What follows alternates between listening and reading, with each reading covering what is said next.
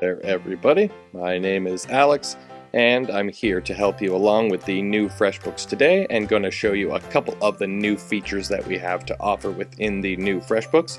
So we're going to be going through proposals today and adding e-signatures to them. I'm going to show you retainers, as well as some of the ways that we have that you can stay connected with your clients within the new Freshbooks. So to get started with proposals, we'll take a look here at estimates on the left-hand side. And from there, if you're familiar with Classic, you'll see the list of estimates, but we also have proposals. Now, if we go to Create New, and we can create a new proposal, I'll show you a few of the differences here. Now, with proposals in the new Freshbooks, they do look similar to estimates at a first glance, with the ability to have our logo here in the top left, all the information about our business, scroll down, prepared for, and we'll pick a client. In this case, we'll click John Doe here, and all the information. The proposal date is from today. Number we can change if we'd like, but scrolling down to the pricing section, this is where we would add all of the information, all of the line items for this particular proposal. So in this case, for the purposes of today's webinar, it's a photography business. So we'll add in a 4-hour session here, and as well as that, we'll also add in some lighting rig setup fee there. So we've got a 2-line item proposal here, total of $233.75. Now from here, we do also have the option of our notes and our terms, similar to an invoice or an estimate here, where you can enter in the notes.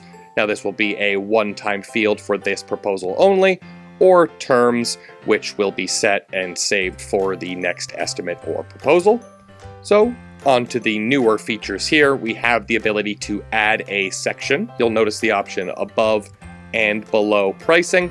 They do the same thing, just depending on where you want it to be located, but by clicking on it, you have an option of either a blank section or a few title options for you. But if you choose blank section here, you'll notice you have the ability to add a heading and then add some text, including bulleted lines, numbered line items, or inserting images.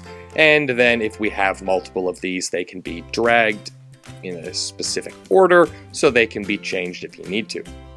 And clicking the trash can to remove any existing ones. And again, they can be added above or below the pricing section. And we have one other key feature, simply the ability at the bottom here to add attachments. So clicking on there, choosing the file or files from your computer locally that you'd like to attach, and they'll be sent along with the proposal itself. And at the top, as I mentioned in the beginning, we have the ability to request an e-signature. So by clicking on Request e-signature, and like I said, this is unique to a proposal specifically. So when we click on e-signature, we'll have the option here to enable, click done, and by scrolling down, we'll see that the option is now there. So when we send the proposal, this e-signature will be required from the client before they can accept the proposal. So for the purposes of today's webinar, we're going to just save this so you can see that the proposal will show up in our list, and just so we can, under bulk actions, we'll go and we can, we won't be able to accept it, as you can see here, because it has an e-signature on it. So in this case, the client will need to accept this via an e-signature before we can continue further. So that about sums up proposals. So I did want to also show you a feature we have here under our invoices. You now have the ability to set up retainers. So simply by clicking on retainers underneath here, you'll see we have a couple of retainers already created. One for, again, the client John Doe that we had. If we click on that, you'll see all of the information for this retainer at a glance. So we can see it's 100 hours per month. This period started on the 16th of September. It's going to be invoiced on the 16th of October, and the retainer fee is $2,000. So in this case, you can see we've tracked a couple of hours between September 16th and October 15th. That will show on the graph here the days we entered those hours. We'll see the invoices here, so any previous invoices that have been sent via this retainer. So we can see the previous one sent on the 16th. So this one would be for this time period specifically, for which we're tracking time towards.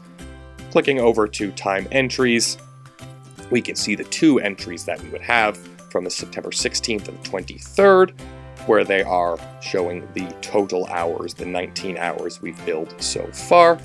And from the top here, we can always click Edit to go into the retainer creation page here to change any of the settings for the retainer, or clicking on Edit Terms to change the terms themselves. But we'll back out of this already made retainer here so that I can show you a new retainer. So by clicking on New Retainer, we'll bring up the Terms section like we saw before, but this is where we can create a new retainer from scratch.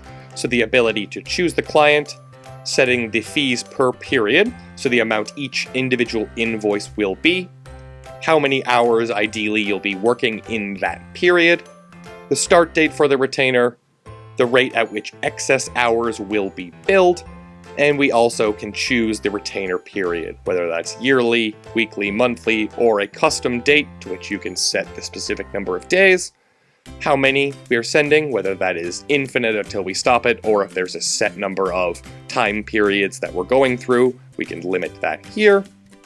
And we have the option to either send the invoices on their given day, or create draft invoices, in which case when this date rolls around, the invoice will be created as a draft so you can review it before sending it. So these are all the different options you have, which will bring you to the retainer itself and where you can verify everything and save. But in this case, we don't need to recreate a retainer, so we'll back out without saving changes. But again, this is where it shows up, and you'll have all the quick information about your retainer at a glance. Next time it'll be invoiced, and all that information within the line here. So, now that we've seen a few of these things, I did say I would mention a few of our new communication features with you as well. So from Invoices, the best way to show this here is you do have the ability to communicate directly with your client via the invoice itself. So by clicking on Invoices, and we'll head to just any of the given invoices we have, we'll go to invoice 2088 here. And at the top, you can see the most recent status, view the history, which will show us all the different instances that have happened as this invoice has gone on. And if we choose to send a message, we'll see the client will actually receive this message via email, and then we can use this little chat screen here to send emails back and forth to the client regarding this specific invoice, so that way all the communication can be kept in one specific place. Beyond that, what we also have, if you head to your projects, in terms of communicating with your clients, we'll head to this specific project for this project here. And you'll see we have a Discuss tab, which is similar to that history for the invoices that I showed you before, where we can post an update for this project, and we can also attach images or files, so things that can show your progress, and this will be available to all of the team members on the project as well as the client for the particular project, so we can keep everybody in the loop about what's going on, post updates, pictures, updates, or any kind like that. So that's a great way of keeping your clients up to date about either invoices or the projects themselves. And one more final thing here, if we head back to our invoices that I did want to show you. In this particular case, after all this, the client needs to see their invoice again. For some reason, they didn't get the email, or for whatever reason, we need to send a link to it. Under this More Actions button, if you click there, we can scroll down, create a shareable link, which will then allow us to copy this link to our clipboard, attach that in an email, text message, anything we might need, so that way you can send it along to your client and they can access the invoice from wherever they are. So that about concludes my portion here of all the new things that you'll see.